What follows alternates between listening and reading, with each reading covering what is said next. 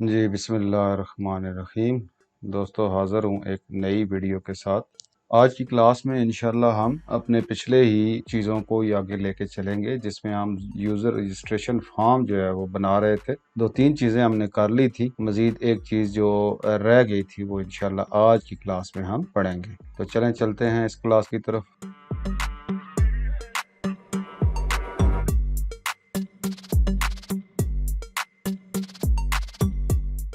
तो दोस्तों ये यूज़र रजिस्ट्रेशन फॉर्म जो है वो बना रहे थे। इसमें हमने 2-3 चीज़ें, अगर मैं इसका कोड दिखाऊं आपको यहाँ पे, तो हमने यहाँ पे कोड लिख लिया था 2 चीज़ों के हवाले से। एक तो हमने कैंसिल बटन के ऊपर कोड लिखा था कि ये फॉर्म है और ये यूज़र से इनपुट लिए बगैर क्लोज़ ना हो, अगर क्लोज़ हो जाए तो वो सेव ना हो। तो ये हमने एक कैंसिल क्लोज़ बटन पे या कैंसिल बटन पे हमने लिख लिया था। और एक हमने चेक कर लिया था कि यूज़र नेम अगर हमारा डुप्लीकेट एंटर हो तो वो यूज़र को मैसेज आए कि ये यूज़र नेम ऑलरेडी एग्जिस्ट करता है। वो 2 चीज़ें हमने कर ली थी। तो आज की क्लास में हम पढ़ेंगे कि जिस तरह पिछली क्लास में मैंने आपको बताया था कि अगर ये चीज़ें तमाम तकरीबन हमारे जो है वो कंपलसरी हैं। अगर मैं इसको बंद करता हूँ तो ये जो मेरे फर्स्ट नेम है, user name, password, first name, last name, date of birth और ऑथराइजेशन आईडी और सेल नंबर, ये हमारी कंपलसरी है। और ये जो हमारा फ़ोटो है ये कंपलसरी नहीं है।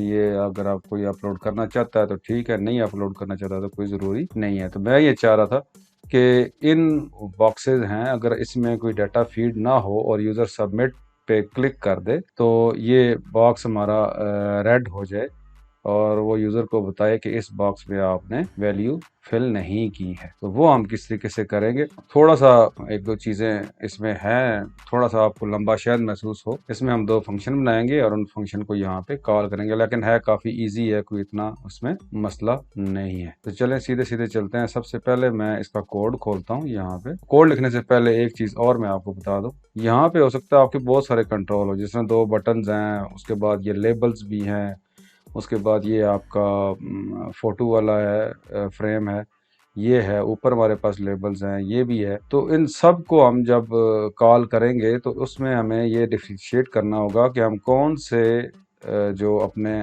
कंट्रोल्स हैं उनको चेक करना चाहते हैं। उसमें हमारे पास ये जो टेक्स्ट बॉक्स है, हम इनको चेक करना चाहते हैं। तो एक्सेस को कैसे पता चलेगा कि हम कौन से कंट्रोल को चेक करना चाहते हैं? तो आपने यहाँ पे भी जिस तरह पहली क्लास में हमने टैग प्रॉपर्टी यूज की थी, उसी को हम यूज करेंगे। तो टैग में आपने क्या करना है कि जिस जिस कंट्रोल को आप चेक करना चाहते हैं या जिस चीज को आप चेक करना चाहते हैं खाली तो नहीं है। अगर फर्ज किया यहाँ पे कोई ऐसी फील्ड है जो ऑप्शनल है, जिस तरह फर्ज किया सेल नंबर है, आप जरूरी नहीं है यूजर सेल एंटर करे या ना करे। यहाँ पे तो कंपलसरी है मेरे वाले सिनेरियो में, लेकिन अगर ये कंपलसरी नहीं है तो इसको आप छोड़ देंगे। बाकी तमाम जितने भी हैं, मैं शिफ्ट प्रेस करके इनको सिलेक्ट कर रहा हूँ। ये तमाम टेक्स्ट बॉक्सेस जिनको हम चेक करना चाहते हैं, बीच में कॉम्बो बॉक्स भी आ जाएगा और सेल ये भी आ, तमाम टेक्स्ट बॉक्सेस और कॉम्बो बॉक्स तमाम को सिलेक्ट करके आपने इस तरफ ये जो टैग प्रॉपर्टी है, इसमें आप इसकी कुछ भी इंडिकेशन दे दें कि इसको हम चेक करना चाहते हैं। फ़र्ज़ किया मैं इसको लिख देता हूँ फिल, FILL कर देता हूँ। इनका फिल हमने जो है वो चेक करना है कि ये खाली है या कि नहीं है। ये जब मैं कोड लिखूंगा तो आपको क्लियर समझ आ जाएगी कि ये फिल देने का मकसद क्या है। यहाँ पे मैंने तमाम को सिलेक्ट करके जब फिल कर दिया तो सबकी टैग प्रॉपर्टी में उसने फिल का जो है वो लफ्ज़ लिख दिया। अब ये अगर फर्ज किया आप चाहते हैं कि सेल नंबर मेरा ऑप्शनल है, सेल नंबर को मैं चेक नहीं करना चाहता, तो आप उसकी टैग प्रॉपर्टी में से ये फिल का लफ्ज़ मिटा दें, तो वो सेल नंबर को चेक नहीं करेगा। जब आप हम कोड लिखते हैं तो आपको क्लियर हो जाएगा कैसे हम ये करेंगे। सबसे पहला काम आपने ये कर लेना कि तमाम को सिलेक्ट करके, जिनको आप चाहते हैं कि कंपलसरी रखना चाहते हैं, उनको सिलेक्ट करके उनकी टैग प्रॉपर्टी के अंदर आपने फिल लिख देना है। उसके बाद मैं जाता हूँ यहाँ पे कोड के अंदर।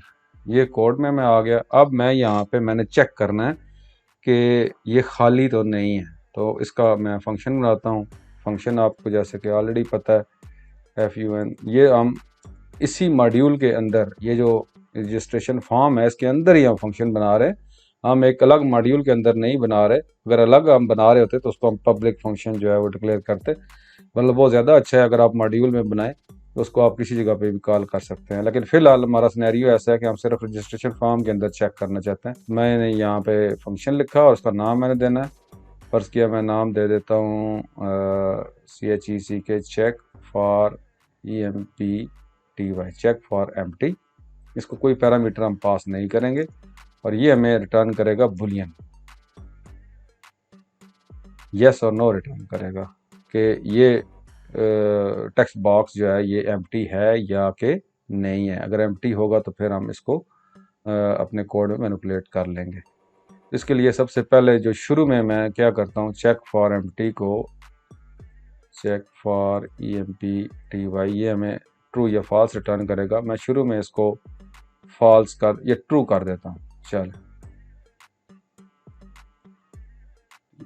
ट्रू, इसको मैंने ट्रू कर दिया शुरू में। और उसके बाद मैं एक कंट्रोल टाइप का वेरिएबल डिक्लेयर करता हूँ, डिम CTL, इसका मैं नाम रख देता हूँ एज कंट्रोल। मैंने वेरिएबल एक डिफाइन कर लिया। उसके बाद मैं एक फॉर लूप लगाऊंगा तमाम कंट्रोल्स को चेक करने के लिए। फॉर ईच, ये लूप इस तरीके से, फॉर ईच लूप इसको हम कहते हैं। CTL मैंने कर दिया। CTRL अगर हम लिखते तो ज़्यादा, CTRL कर देते ताकि हमें क्लियर हो कि इसी को हम चेक करना चाहते हैं। CTRL इन me.controls। अब इसका क्या मतलब है, हर कंट्रोल को चेक करो जो मेरे फॉर्म के अंदर हैं। मेरे फॉर्म के अंदर जितने भी कंट्रोल्स हैं इस फॉर्म के अंदर, उन सब को वो ये फॉर लूप चेक करेगा।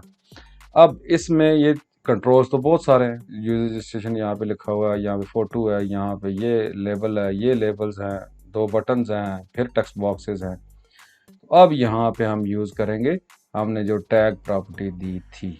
अब उसको हम कैसे यूज़ करेंगे, फॉर लूप के आगे मैं वो इफ़ कंडीशन एक लगाऊंगा, if CTRL dot tag is equal to, इसको मैं इसके अंदर मैंने लिखा था FILL फिल, देन अगर कंट्रोल का जो टैग है वो फिल है, यानी कि जिसको हम चेक करना चाहते हैं, हमने फिल उसी कंट्रोल के टैग के अंदर लिखा है जिनको हम चेक करना चाहते हैं।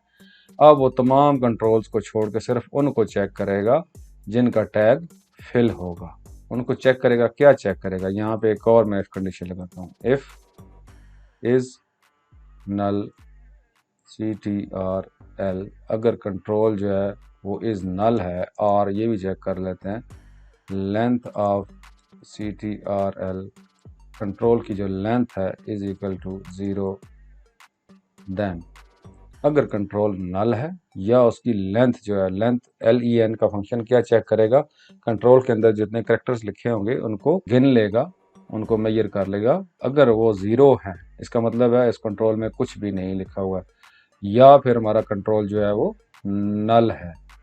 तो क्या करें, अब यहाँ पे आप देख सकते हैं CTRL dot back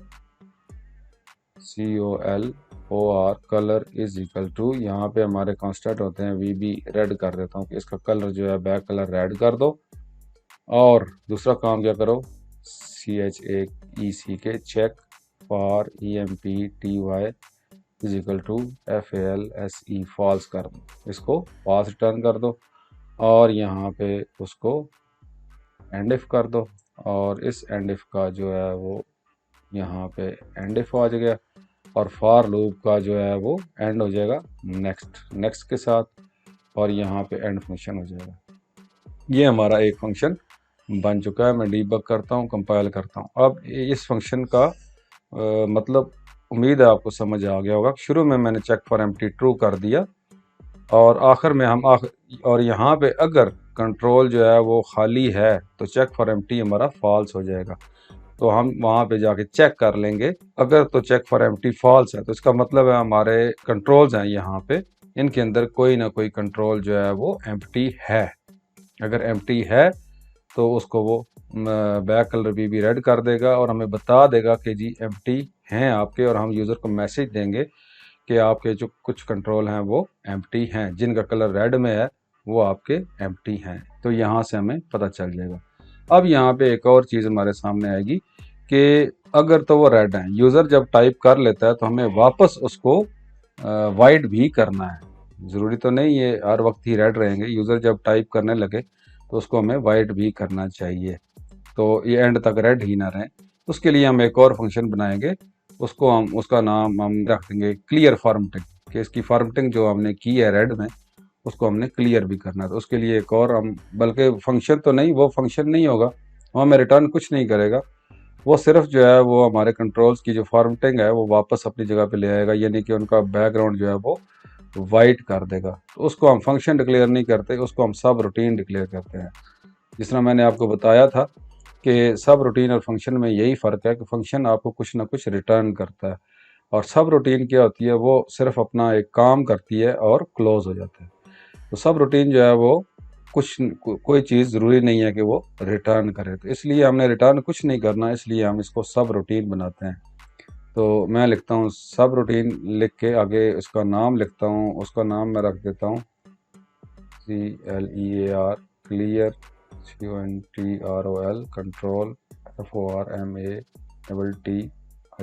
formatting.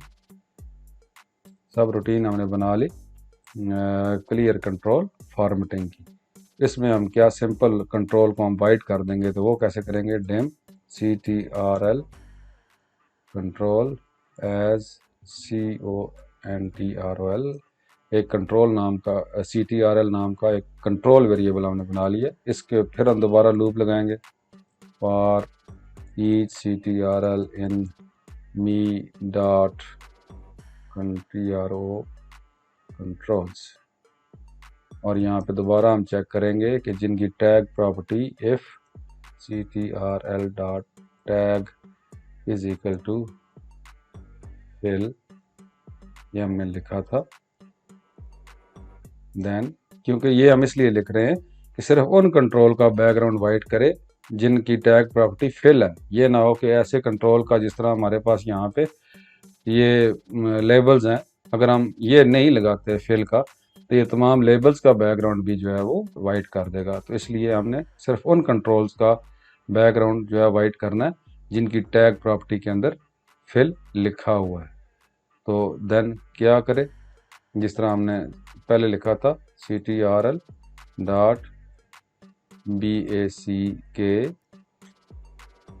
Back COLOR colour is equal to VB white, उसको वाइट कर दे और यहाँ पे एंड इफ कर दे और यहाँ पे उसको नेक्स्ट कर दे लूप का और एंड सब कर दे। ये दो फंक्शन हमारे जो है वो बन चुके हैं। दोबारा से हम इसको डीबग करते हैं। अब ये आपको समझ आ गई होगी कि ये फंक्शन हमारा एम्प्टी टेक्स्ट बॉक्सेस को चेक करेगा और हमें रिटर्न करेगा कि कुछ टेक्स्ट जो है वो टेक्स्ट बॉक्स एम्प्टी है या नहीं है, वो भी हमें रिटर्न करेगा, और साथ उनका बैकग्राउंड भी रेड करेगा जो एम्प्टी होंगे। और ये जो फंक्शन है ये हमारी जो है वो फॉर्मेटिंग को क्लियर कर देगा। जब यूज़र दोबारा एंटर करने के लिए आएगा तो उसको वो वाइट मिलेंगे। तो अब देखते हैं कि हम इसको यूज़ किस तरीके से करते हैं। तो यहाँ पे हम कैसे यूज़ करेंगे, यहाँ पे हमने जो है वो सबमिट बटन के ऊपर जो है वो हमने कोड लिखना है कि जब भी यूज़र सबमिट क्लिक करे तो हमारा ये कोड चलना चाहिए।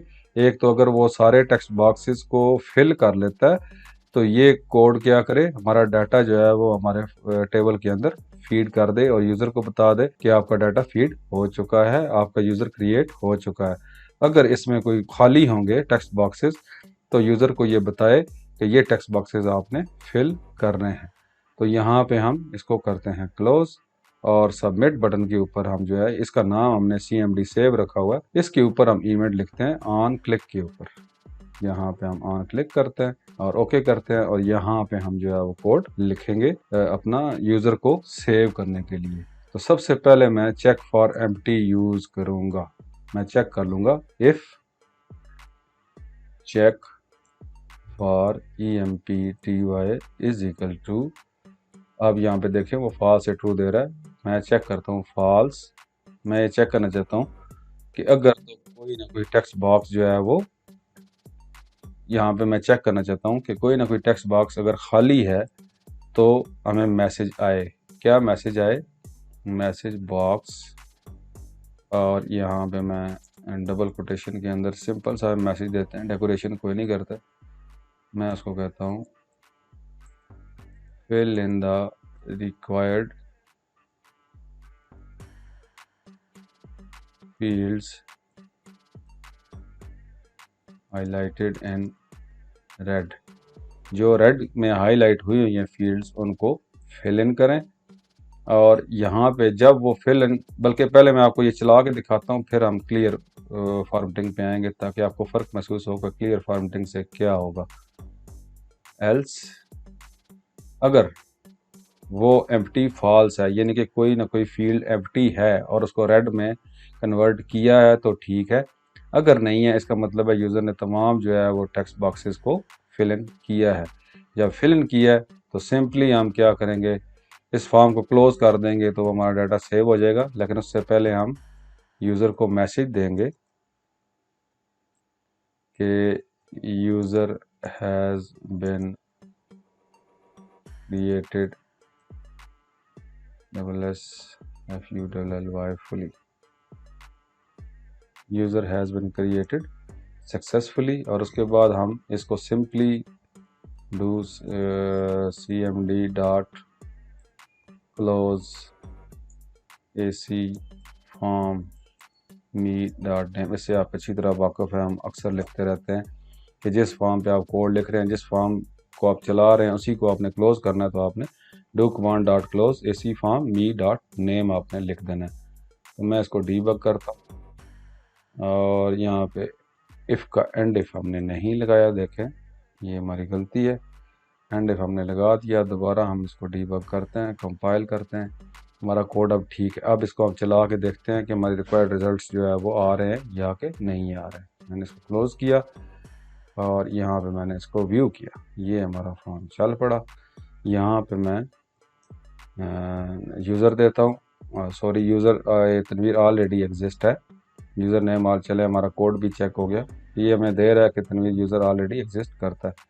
तो मैं नया नाम कोई देता हूँ हसन, ये मेरा यूज़र जो है वो नया है, 1 2 3 दे दिया। फर्स्ट नेम इसको मैंने दे दिया तनवीर। अब इसके आगे जो फील्ड्स हैं इनको मैं फिल नहीं करता, मैं सबमिट प्रेस करता हूँ, ये देखें यूज़र को मैसेज आया fill in the required fields highlighted in red.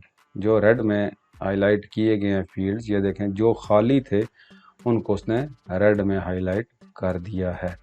अब यूज़र ओके प्रेस करेगा और यहाँ पे आके वो नया फील्ड नाम सेव करेगा। अब यहाँ पे मैं हसन लिखता हूँ। अब ये देखें यहाँ पे जब मैं यहाँ पे आया तो इसको हाईलाइट जो है वो ख़त्म कर देना चाहिए। अब ये अजीब सा लग रहा है कि ऊपर वाले फील्ड हमारे जो है वो वाइट में है और नीचे वाले अभी तक रेड में है। तो यहाँ पे हमें क्लियर फॉर्मेटिंग का मैंने जो फंक्शन आपको बताया, इसको मैं व्यू में खोलता हूँ, यस करता हूँ और यहाँ पे सबमिट में जाता हूँ और यहाँ पे हम जो है वो क्लियर फॉर्मेटिंग का फंक्शन यूज़ करते हैं कि जैसे यूज़र वहाँ से वापस लिखने के लिए वापस आए तो उसको ये टेक्स्ट बॉक्स जो है वो क्या मिले, खाली मिले। तो यहाँ पे हम उस फंक्शन को कॉल कर लेंगे, क्लियर, उसका नाम हमने लिखा था CTRL control formatting, I think FORMATTING,